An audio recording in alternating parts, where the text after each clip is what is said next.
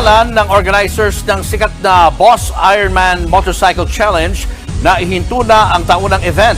Kasunod yan ng maaksidente na kinamatay ng ilang nadamay at hindi naman kasali sa karera ngayong taon. Nasa frontline ng balitang yan si Marian Enriquez. Humaharurot na mga motorsiklo. May nag-overtake pa sa puting van, nag-counterflow. Naku! Sumalpok sa kasalubong na motorsiklo. Ang isa pang rider, nag-skid pero tuluyang nadulas. Mahal-mahal ng motor nyo, sana kayo na lang. Sa Ironman Motorcycle Challenge ngayong taon.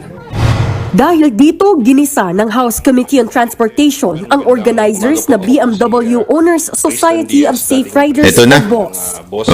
Hindi nyo ba na-anticipate na merong madidisgrasya, may maaaksidente at the course? Kasi lahat ba ng dadaanan ninyo, sinasabi nyo kung safety ito? Bakit may naaksidente? Kung safety ito, bakit meron bang nakalagay sa mga roads na merong dadaan dito na may ganitong race? Meron bang paunawa sa publiko na may ganitong dadaan? 2006 pa nag-umpisang event kung saan 1,200 kilometers ang kailangang tapusin ng participants sa loob ng 24 na oras. Nitong Pebrero, 22 road crash incidents ang naitala sa Luzon leg, habang 3 naman sa Mindanao leg noong Enero. Isang non-participant mula sa San Juan, La Union at isa mula sa Dagupan, Pangasinan ang namatay. Lumabas sa pagdinig ng kamera na notorious talagang event pagdating sa road accidents dahil sa overspeeding at reckless driving. Kaya si Dagupan Mayor Belen Fernandez gusto nang tuluyang ipatigil ito ni hindi man lang nga daw sila hinihingan ng permit para rito. Dinaanan lang ho kami. These are national road and we are not, it's not our jurisdiction. But please remember, the people that are watching this event are our people of the city. So I'm planning to ask for an ordinance. Maybe we should put a stop on this. And if you Finally, alam mo, ngayon lang ito kasi maraming lumabas sa mga TikTok pero ang tagal na maraming nadidisgrasya dyan. Mga bali-balita pa nga tayo, maraming nayayari dyan nadededo dyan Hindi kasi ito ang problema dyan mga kababayan. Gusto ko lang sabihin sa inyo. Anong pinagkaiba niyan dun sa mga ginagawang tour nung iba, di ba? Yung iba kasi wala namang oras na dapat mo matapos. Yan kasi kailangan mong matapos yung ibibigay na ruta in 24 hours. Imaginein mo, puyat, pagod yung nagmumotor. Di ba si Boss Dadangan nandyan si Jun din dati, ganun yan. Talagang, alam mo yung literal na makakatulog ka habang nagmumotor. Ganun. Para lang matapos mo. Para lang masabi mong, oy, isa akong nakatapos ng race ng 24 oras. Di ba? So, yung iba, meron pa nga dyan ang buburaot Hindi ko na lang sasabihin kung anong kumpanya. Kalaban to ng kumpanya ng BMW Nang buburaot sila, since alam nilang ang organizer nito, BMW, not BMW ibig sabihin BMW owners, not Ramon, hindi organizer si Ramon dyan. Wala ho siyang kinaugnayan dyan. Wala din nung kinaugnayan yung mismong pamunuan ng BMW sa ibang bansa. Yan po ay mga owner ng BMW na supposedly for safety. For safety ang kanilang ang advokasya. Pero anong nangyayari? Safety ba yan? Tapos, ito pa problema niyan. So, sinasabi ko nga sa inyo, yung kalaban. Alam naman nyo kung sino yung kalaban ng BMW. Pagka rider kayo, alam nyo kung sino yun. Pinapatunayan nila na sila pa rin talaga ang mabilis. Dalawa lang naman yung naglalaban Kaya yung kalaban, yung may bit-bit na ibang brand ng sasakyan, ng motor, grabe ho magpatakbo, umabot ng 200. Imaginein mo, 200. Wala ka sa expressway. Ako, maintindihan ko pa kung T-Flex. Okay yan. Sige, kasi talagang madisgrasya, wala kang madama, ikaw lang. Di ba? Pero yung yan, nandun ka mismo sa mga side street Yung mga tao na, diyan kita nyo, di ba? Tapos sasabihin ninyo, walang madidisgrasya. Ayan ay talagang sobrang katarantaduhan po. Sorry for the term. Pataasan, yan ang pataasan lang ng ihi, di ba? Yan talaga yung masasabi mo, pataasan ng ihi, sino mabilis, sino magandang motor, huwag tayo maglokohan. Puro kayo pormahan dyan eh. Di ba? Oh, tapos sino kikita? O yung mga vlogger, o sabi ko sa inyo mga vlogger eh.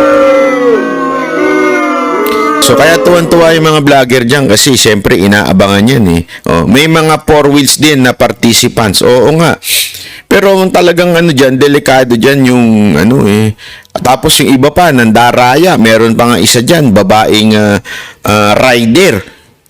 Darating doon sa mga checkpoint. May checkpoint kasi sila, yung parang mga gas station na isi-checkpoint. Pagdating sa checkpoint, yung iba, pawis na, ngarag na. Yung mga babae, ang bango-bango pa. Alam nyo kung bakit? Pagdating kasi, bago dumating doon sa checkpoint, actually, pag alis lang doon sa checkpoint, magmumotor sila.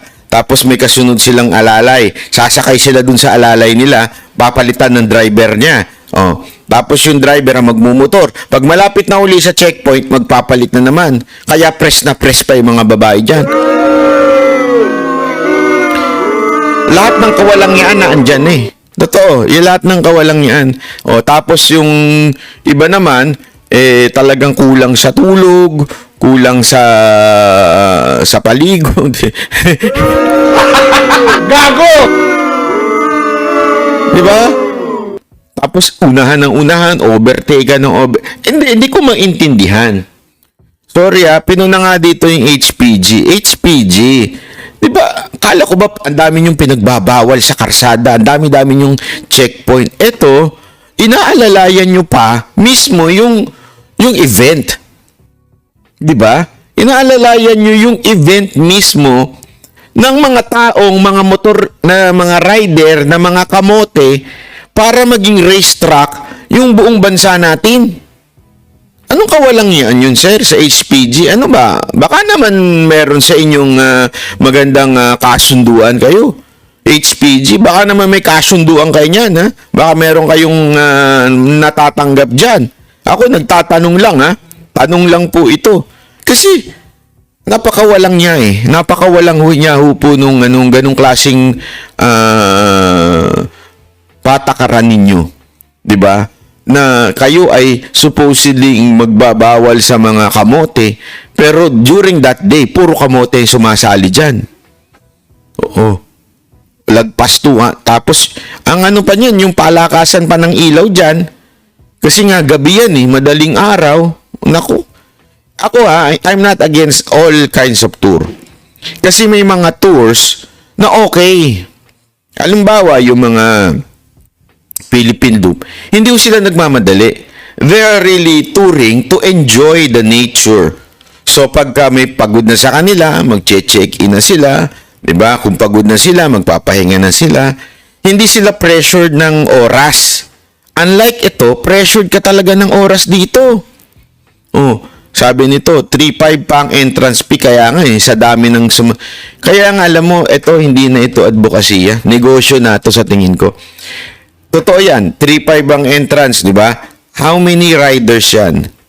Imaginein mo, siguro, sabihin mo na ha, siguro naman, lagpas ng 100 yan. Oh. Sa 100 na lang na rider, sa 3.5, magkano na ho yun? Lagpas po ng 100 yan.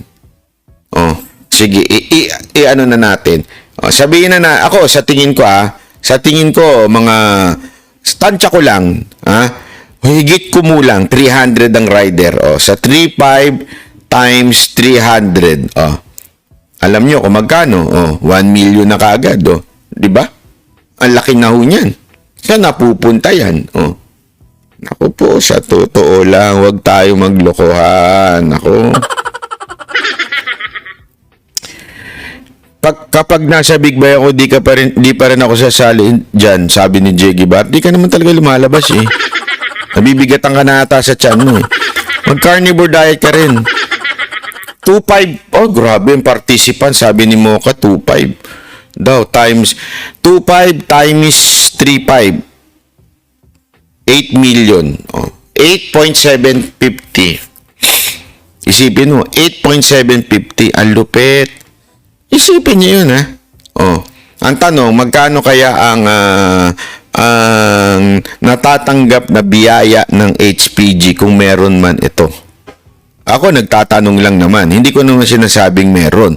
Ako'y nagtatanong lang. Magkano kaya ang natatanggap ng HPG at hindi sila sinisita nitong itong HPG?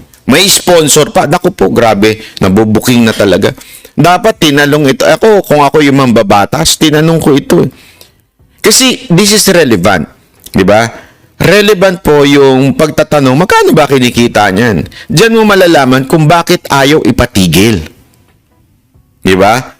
Diyan mo malalaman, kaya naman pala, kahit ang dami nang namamatay, kahit ang dami nang nadidisgrasya, ayaw pa rin ipatigil. Pag nalaman kung magkano ang kinikita. Yun ang totoo dyan. Di ba? Nako po. Anyway, it doesn't benefit our people. Ganito rin ang pananaw ni ACT Teachers Party List Representative Franz Castro. Stop niyo na po, 'di ba? Kasi dapat gawin niyo ito sa proper na racing plate. Ngayon lang ako magsasang-ayon dito sa babaeng na to. Pero tama naman dapat sa proper. Doon kayo gusto niyong karera. Doon kayo sa Clark. O kaya sa kahabaan ng T-Plex. Ipasara yung T-Plex. Diba? Ipasara yung SCTEX. Magkarera kayo doon paikot-ikot. Hindi, kung gusto nyo talagang mapatunayan na kayo ay magaling na rider. Di ba? Kung kayo talaga ay magaling na rider. Kasi meron pa nga dyan, nag-wheelie siya talagang sabi ko. Tapos wala naman sumisita. Pero puno puno ng pulis dyan. Hindi pang race ang mga national road, Sir Chair. Hindi pang endurance challenge itong mga national road. Sagot ng grupong boss, Seriously contemplating, reviewing, not to push through for the event. Contemplating. To death that had happened. Wala pang kapalitan ba?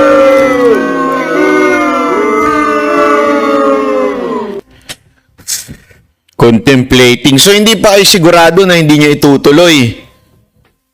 Anak kayo ng wewe, oo. Anak kayo ng wewe. Ang dami ng, hindi pa ba worth it yung may namatay na? This is not the first time na may namatay na. Di ba? Sasabihin na, ako alam ko na kaagad ang sagot ng iba eh. Alam mo kung anong sagot ng iba? Bakit? Pag mawala ba yan, titigil na madidisgrasya ka sa kalsada?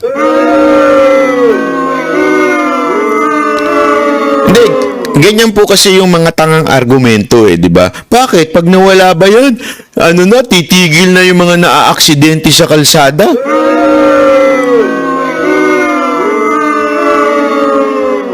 Di ba?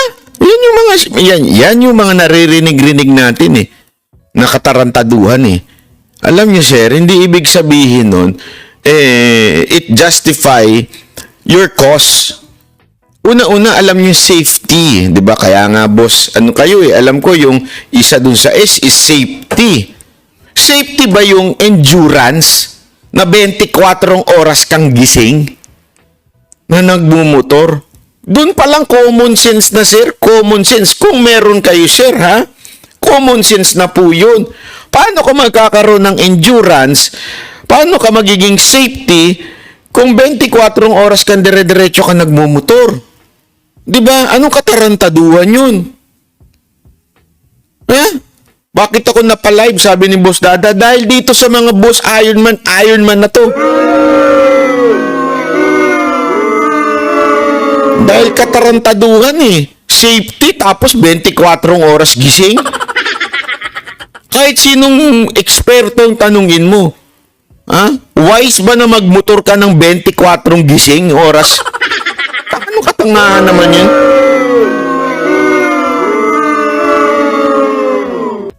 Tapos ngayon, contemplating lang ang sagot ninyo? Anak kayo ng wewe. Sa amin. Mas yung outreach namin, gagawa kami ng paraan. pero hindi kumbinsido si One Rider Party List Representative Rog Gutierrez. Another thing. Can we clarify if they are saying that 2025 will not push through or they are only contemplating? The contemplation not to push through for it is more of nothing at all at 2025. The realization of the board is that it cannot be on the road because the situation now and 17 years ago are totally different. So yun po ang realization ng board na hindi na tayo pwede. Sobra ng daming sasakyan, sobra ng daming mga motor. Yung pala eh. Humihingi rin si Alam naman pala natin eh, bakit niyo pa pinagpipilitan? Sayang ba? Hindi, sayang po ba? Kaya niyo pinagpipilitan?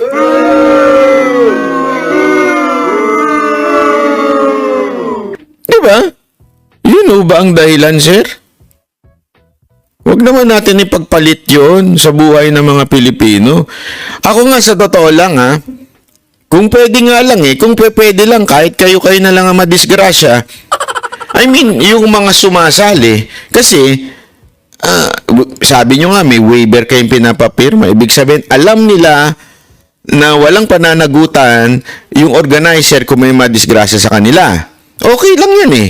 Eh, ang tanong, pag kayo nakadisgrasya, di ba ho? Yun ang tanong dun eh. Ibig sabihin, hindi ka kasali, pero nadamay ka. Hindi mo ni-risk yung buhay mo na sumali dyan. Pero dahil syempre, kailangan mong bumiyahe dahil nagtatrabaho ka, pero no choice ka, at pagtrabaho mo, bigla kang nasa pool. O di ba? Eh sana kung kayo-kayo lang madidisgrasya, o di sige, kayo na lang. Eh no, katangahan naman ng mga rider yan eh. Hindi, sa totoo lang, sorry to say, pero katangahan ng rider yan eh. Sayang kita, mantakin mo 3,000 riders o 6,500. 6,500 ba? Bakit sabi ni isa 3,500? Sabi ni isa 3,500 lang eh. 6,500 pa pala? Tapos, hindi ako kung gusto nyo talaga, sabi ko nga sa inyo, ipasara nyo yung T-Plex, ipasara nyo yung SCTEX. Di ba? Kayo. Pag mukha kayong tanga doon, 24 oras kayo nag-iikot-ikot sa T-Plex, SCTEX. O bawat gas station doon, magkaroon kayo ng mga entertainment, picture-picture, o pasikatan ng mga motovlogger, pataasan ng ihi ng mga photovlogger. Gawin nyo. At least, nung sumali kayo, alam nyo na pwede kayong mamatay sa katangahan nyo. O, di ba? Kasi, bakit mo naman sinabing katangahan? Aboy, katangahan naman talaga. 24 oras kang gising, magbumotor ka. Eh, yun yung 24 oras kang magmaneho. Katangahan na eh. Di ba? Eto ako naalala ko nung nag-commute ako papunta ng Baguio. Dalawa pa sila dun eh. Yung driver eh.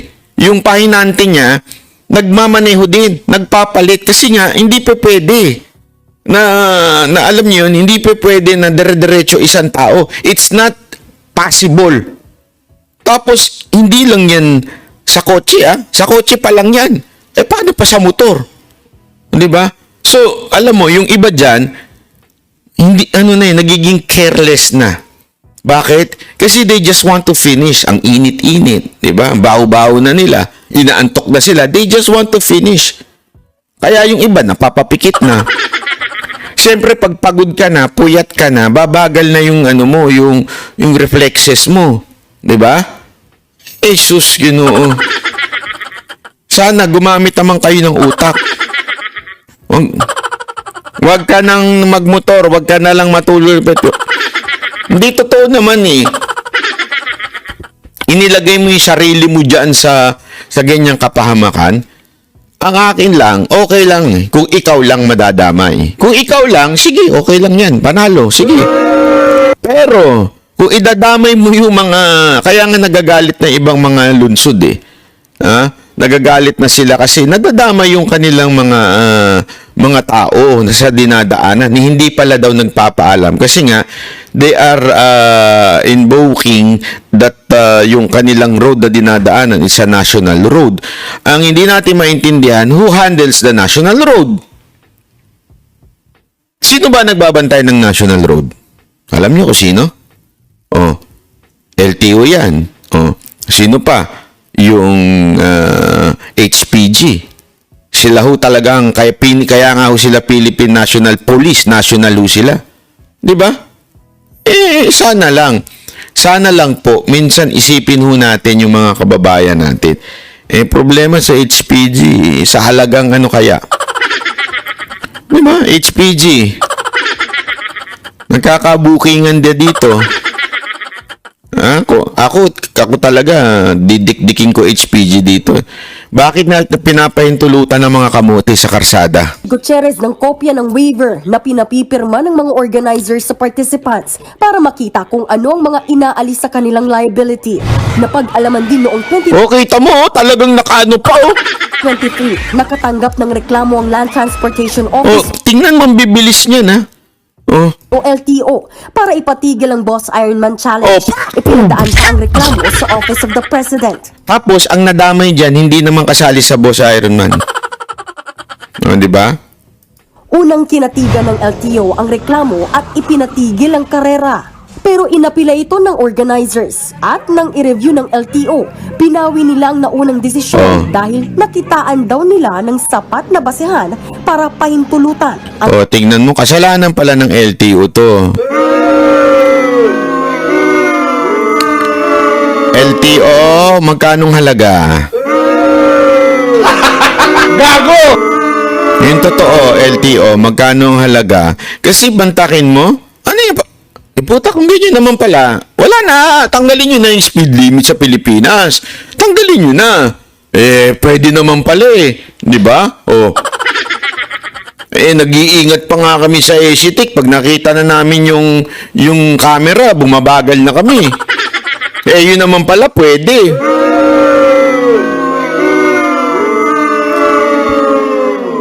Naku, katarantaduhan ninyo, LTO. event. Nagbabalita mula sa Frontline, Marian Enriquez. Naku, kaya nga alam mo, mahina yung mga congressman na nagtanong. Dapat ang unang tanong dyan, magkano ba registration nyo? Ilan ba ang sumali? Compute ka. Putang ina, ganito pala kalaki. Kaya hindi nyo mapatigil. Ganun lang Tapos na usapan Huwag na tayong pumunta doon sa mga disgrasya. Ang laki nito Di ba? Ang laki nito. Talagang hindi nyo patitigil yan. Sabi pa ni Boss Dada, 6,000 daw. Ewan ko kung totoo yun kasi sabi nito siya 3,500. Pero sigurado tayo, tama yung kay Dada kasi sumali siya dyan 6,000. Tapos ilan ang participants niyan? Sabi ni Mocha, 6,000 din. Sandali sabi mo na 6,000 times 6,000. Kayo, i-times nyo, magugulat kayo. Di ba? Dapat ganun ang tanungan dyan, mga congressman. Ganun ang tanungan. Doon pala makikita nyo na 6,000 times 6,000. 36 million. Di alam na natin kung saan natin tatargetin. Kaya naman pala. Ano sabi ni Kong Busita? Ewan ko. Medyo pinitik niya yung HPG. Medyo lang naman. Nakita ko kasi sa isang video, medyo pinitik niya yung HPG. Kung bakit pinapayagan yung ganito. Pero, syempre, kabaro din niya yung dati. Kaya hindi niya masyadong... actually, ako, bilib ako kay... Ito, walang biro Pinapanood ko yung mga video ni Busita. Bilib naman ako talaga sa pagtulong niya. Pagtulong niya sa mga motorista, yung mga rider, ang dami niya natutulungan, nakakatuwa. Tapos sinisermo na niya pa yung mga ibang pulis. Kaya lang minsan masyadong mabait si Busita pag nanermo ng mga pulis, lalo na pagka medyo official na. Medyo maano siya, mabait siya. So ang kanya isoli na lang yung lisensya o di kaya ganito, kakasuhan na lang sa hindi niya pinapahiya. Hindi niya dinidikdik talaga ng todo. Which is, I understand. Kasi, hindi rin naman maganda. 'Di ba? Kung siya gagawin niya yun. Doon, kasi, laging ang pagpumupunta nga siya sa mga station ng mga pulis, sinasabi niya, pupunta ako dito not as a congressman, but as an my advocacy. So, okay yon, di ba? Kaya lang, ito, congressman ka na. Kasi pag dinig to ng Congress eh. So, dapat meron kang ipakitang tapang at tikas doon sa mga hindi sumusunod. Ay, alam niyo naman, siguro naman, Congressman Busita, yan is napaka-obvious na talaga nga namang may paglabag. Kasi, ang daming hinuhuli ng HPG na mga motorista sa paglabag. Pero during the Ironman, ang daming kamote dyan, wala namang nahuhuli.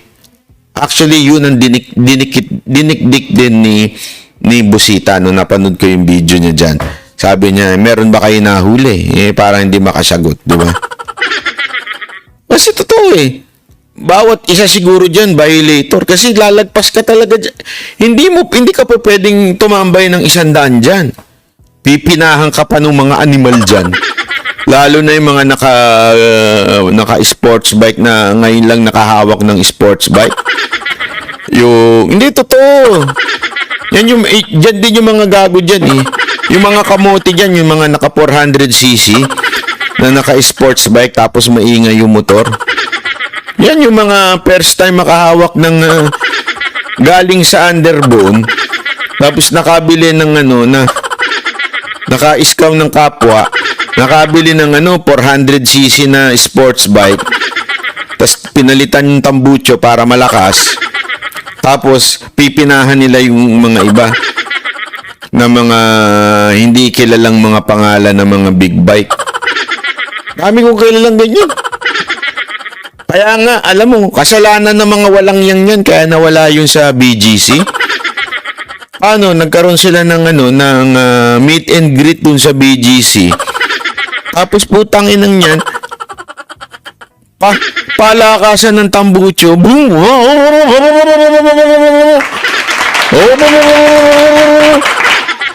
Para mga jologs na ngayon nakahawak ng motor. Diba? Kilala nyo kung sino yung mga yon. Hindi ko napapangalanan, alam nyo yun. Kung rider ka, alam mo kung sino yung mga rider na ganun.